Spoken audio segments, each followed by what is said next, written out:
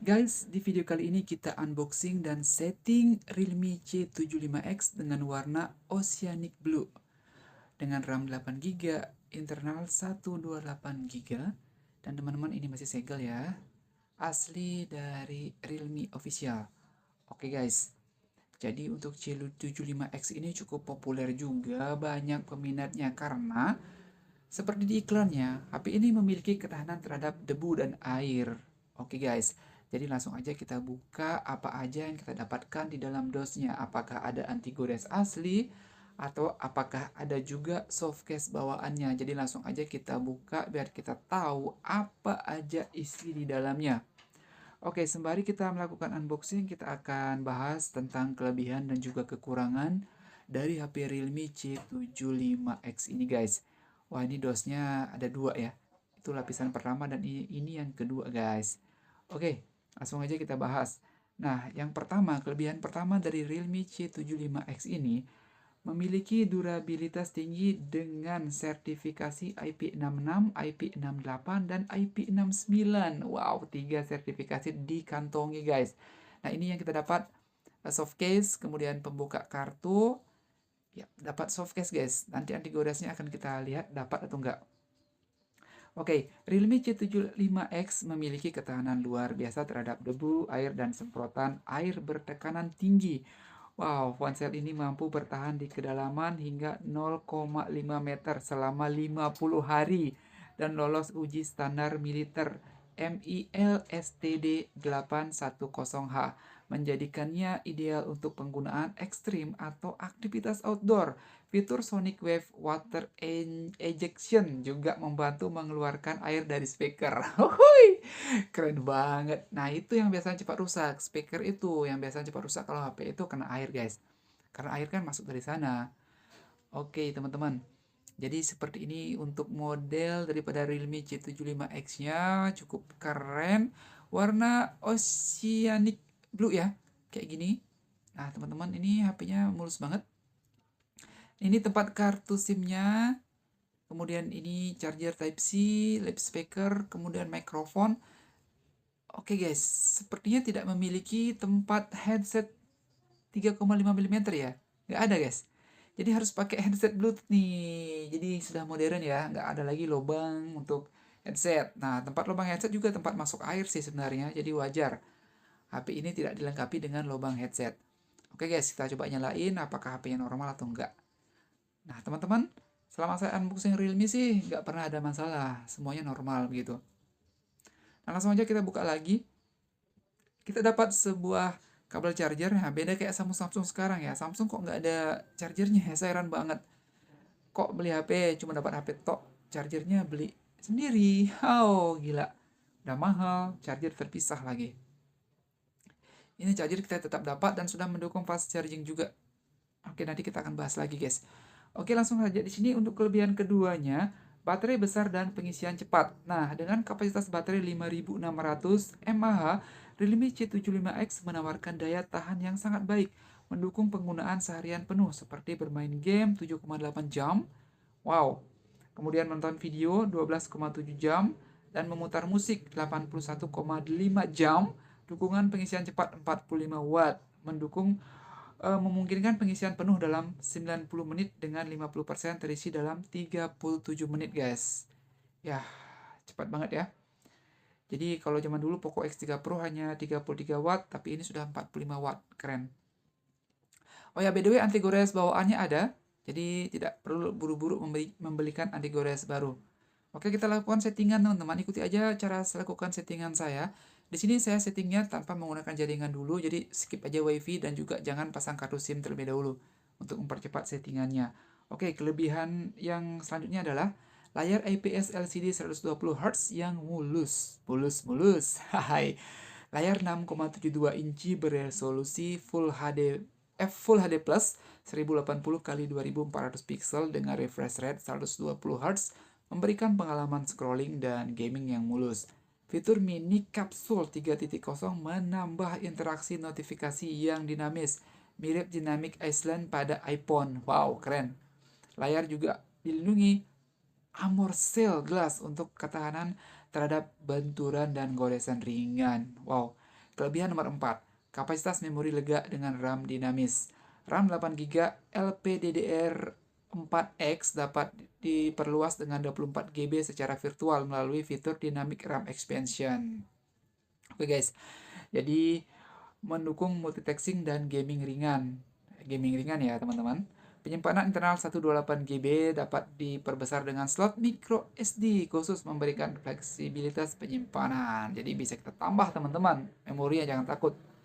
Oke, kamera utama 50MP dengan fitur AI. Kamera utama 50MP f1.8 menghasilkan foto tajam di kondisi terang.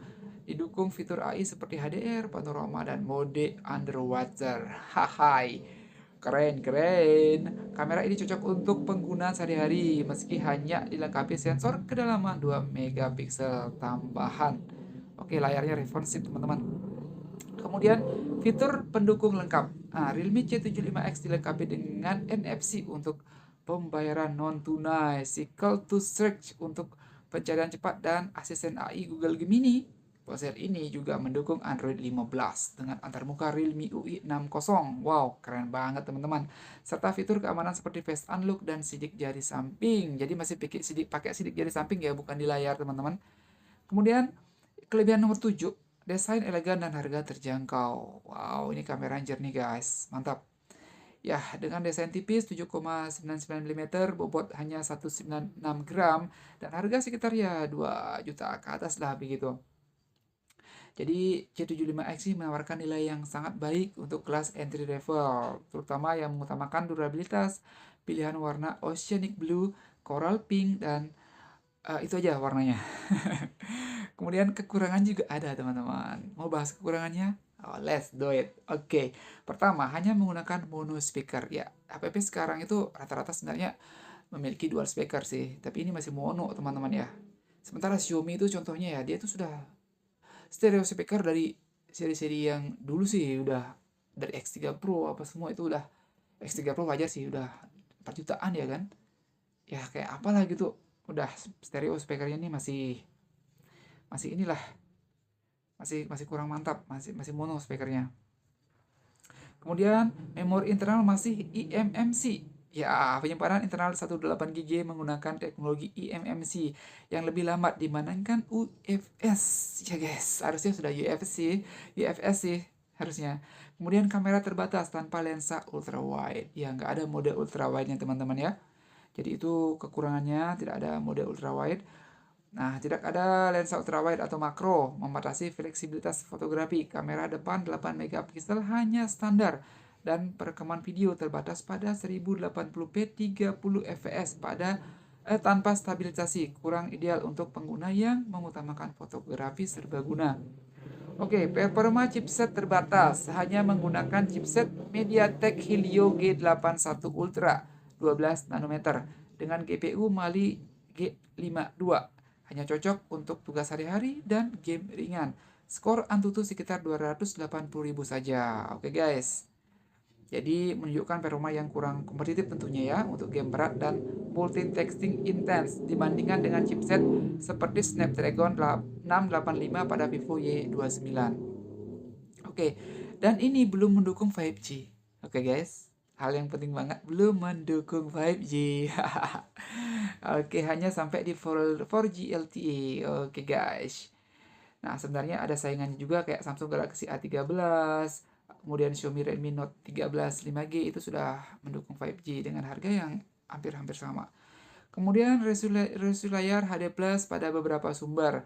Meskipun beberapa sumber menyebutkan resolusi Full HD+, ada laporan bahwa layar Realme C75X hanya HD+ 1604 x 720 pixel.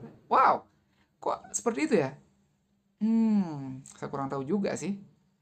Kemudian kesimpulannya sih teman-teman, Realme C75X RAM 8GB adalah pilihan menarik untuk pengguna yang mencari ponsel tangguh dengan harga terjangkau 2,2 jutaan lah, terutama untuk aktivitas outdoor berkat sertifikasi IP66, IP68, IP69, dan baterai besar 5600 mAh, layar 120Hz, dan fitur modern seperti NFC serta Cycle to Search menambah daya tariknya.